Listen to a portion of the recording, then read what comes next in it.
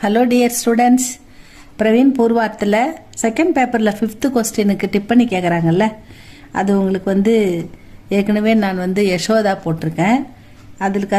அதுவும் இம்பார்ட்டண்ட். ஏன்னா அதில் உங்களுக்கு 2 கேட்குறாங்க அவுட் ஆஃப் 4 கொடுத்து 10 மார்க்குக்கு 1 5 மார்க்குக்கு 2 கேட்குறாங்க.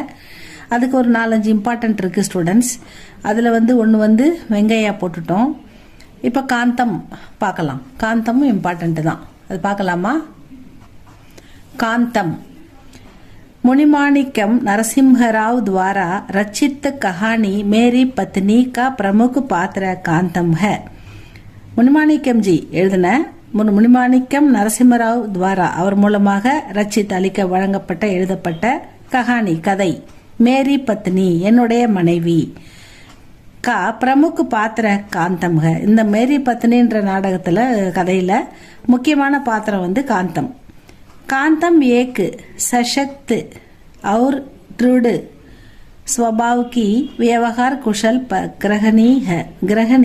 गृहिणी ना இல்லத்தரசி, குஷல் व्यवहार कुशल. அதாவது ட்ருடு அப்படின்னா சசக்தனா சக்தி வாய்ந்த நல்ல ஸ்ட்ராங் மைண்டட் லேடி.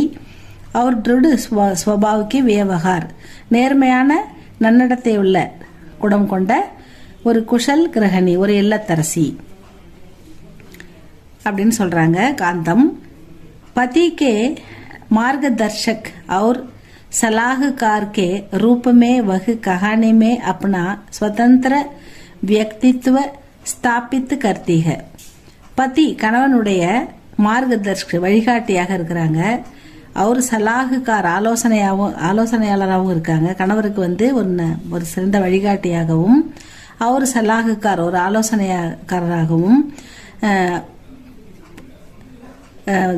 வழிகாட்டி மற்றும் ஆலோசனை ரூப்மே வகு கஹானிமே உருவத்தில் இந்த கதையில் அவங்க மனைவின்ற பேரில் அப்படின்னா தன்னுடைய சுதந்திரமான ஆளுமையை வியக்தித்துவ ஸ்தாபித்து கர்த்திக நிலைநிறுத்தி இருக்கிறாங்க.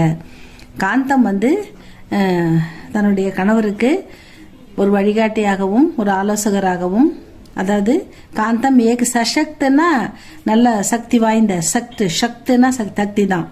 அவர் ட்ருடுன்னா நேர்மையான சுபாவம் கொண்டவங்க. கி வியவகார் குஷல் நல்ல நடத்தை உள்ள கிரகணி இல்லத்தரசி. கிரகணி है.